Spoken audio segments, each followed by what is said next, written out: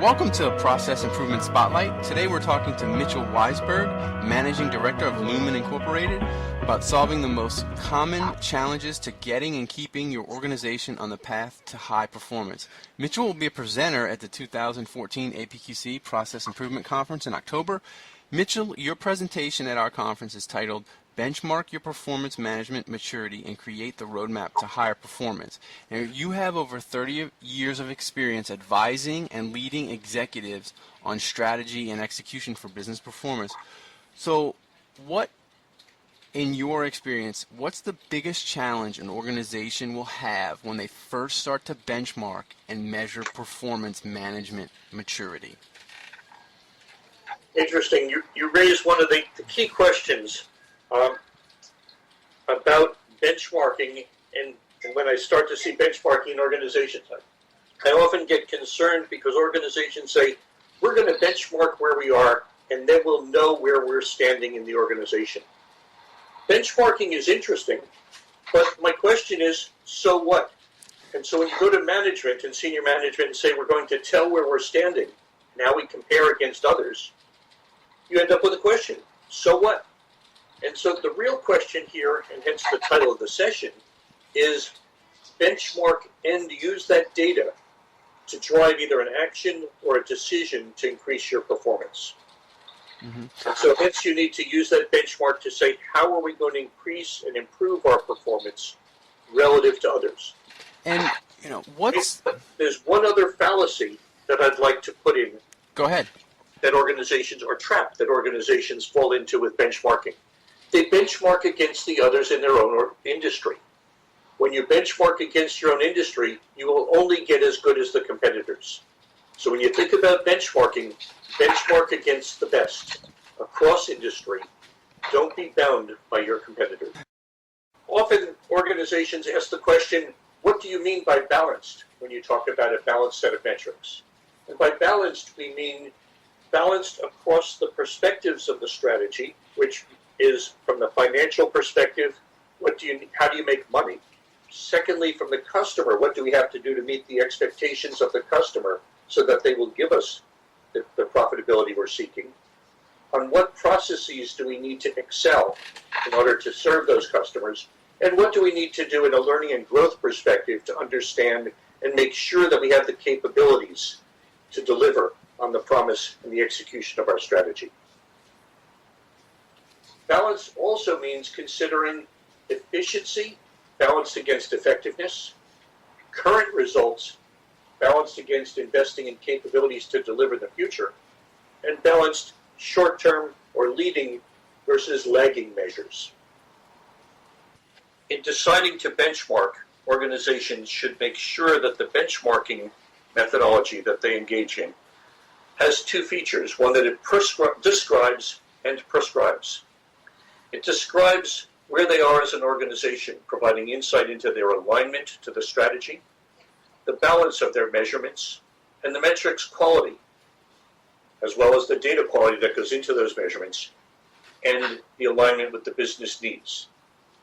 But also you need to make sure that your benchmarking methodology prescribes as well and provides a roadmap or direction for consolidation or addition of measurements, automation, management of change or change management to make sure that the organization knows where it needs to focus for lack or better success of following the measurements, refinement of your methodology, and the governance of your performance management. What is the main reason organizations don't measure their performance maturity? There are several issues that inhibit organizations from benchmarking or measuring themselves relative to either their industry or the other organizations out there in the world. One of them is the culture within the organization. And that is, if we knew how we were performing, would that information or data be used to drive our performance better? Or is the culture saying, there's a problem and we need to punish? So the question is, can we get a culture, or can we instill the culture and get top leadership to focus on, use that data to improve? What happens if you have the the second part that you said, the fear of this benchmarking is going to be used to punish us. How do you, as a leader, overcome that? It's important for leadership to be clear on several things. One is, what is the vision and the mission for the organization? Where do we want to be? And make sure that amongst the senior management team, there's a clarity and consistency in that vision and that mission. Then you can have a good strategy, and if your strategy is then clearly agreed upon by your senior management team, you can communicate that through the organization and use data from the external environment to say, how are we doing relative to the needs of the market? Not necessarily the competitors, but benchmark yourselves against the needs of the market and your target market. What's the key to making the business case for performance management and making an organization care about it? The key to using benchmarking effectively in an organization is to understand, first of all, as I mentioned a moment ago, that what is your strategy? And what do we need to excel at to differentiate ourselves in the marketplace in the eyes of our customer? And let's benchmark ourselves from the customer's perspective. How well are we excelling in that area? How well are we differentiating? So you're benchmarking either your financial, your customer perspective, your performance, your internal processes, or your investment in your organization against how well we need to do, how well are we executing our strategy. And you mentioned that the key is how well you're executing the strategy and making sure that the strategy is in line. How do you make sure that the strategy is not, I hate to use the word simple, but it's in line and everybody's behind it and understand it and agrees to it? Because it seems to me that if you can't agree on the strategy and what to measure and that sort of thing, and everybody refuses to go in the same direction, then your benchmarking can not only be more difficult, but the results that you get may not be clean and help give you the answers and get you where you want to go. Complex question. Let me give you the three important things that are important in getting strategy executed well. The first is that you understand what the strategy is and that it's clear. That means for working. The second, let me go through. The second is making sure that it's communicated and understood across the organization. And the third is that you have measurements and that you can look at your performance against and help you make better decisions and actions so that you execute it well. Those three things will work. If you have those three, you will have a very effective execution, strategy and execution. Going into organizations, if I can double click on those, I often find that the senior management team generally agrees on the strategy, but there's some outliers. So step number one is making sure that you've got agreement among your leadership team on what the strategy is and isn't. Once you have that, you can communicate it. The balanced scorecard and strategy map are the preferred in industry tools for communicating that. And then once you've communicated that and engaged the organization in clarifying the strategy, driving the strategy out, and putting measurements together, you can then go into step three, which is with these performance measurements, we can make better decisions and say, are we headed using either leading or lagging measures? Are those measurements aligned to, using measurements aligned to the strategy? Saying, are we headed towards the right, I'm going to use milestones or signals, measurements, to say that we're getting to the right place, all going the same direction, and we're making progress in executing our strategy.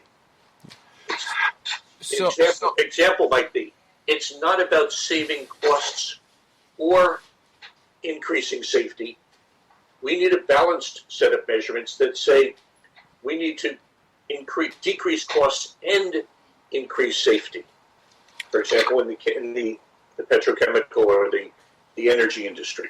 Well, that's a great point, and it brings me to my next question is, so I'm a company and I've decided, hey, we have to benchmark, and we're going to do it, and we're going to have a great strategy. But what is the best way to identify the metrics that we should use to benchmark ourselves? Two different questions you're asking here, and I don't want to confuse them. Mm-hmm. One is, what do we want to benchmark ourselves? The second is, what are the measurements we should be using to execute our strategy?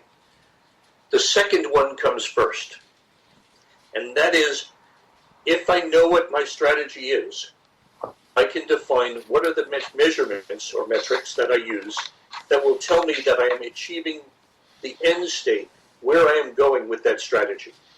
For example, if I want to have good customer service, I need to know, what does good customer service mean to my organization? Then I can measure against that, and then I can measure customer service or benchmark customer service against my target. Does customer service, for example, in my industry mean on time? Or does customer service mean responding appropriately as things change?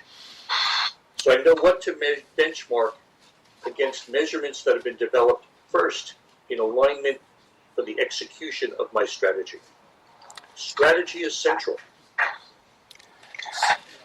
If, in your experience, Mitchell, that you've had in over 30 years, and I said, what is the number one mistake that you see people make with their benchmarking strategy, and it dooms them, it would be what?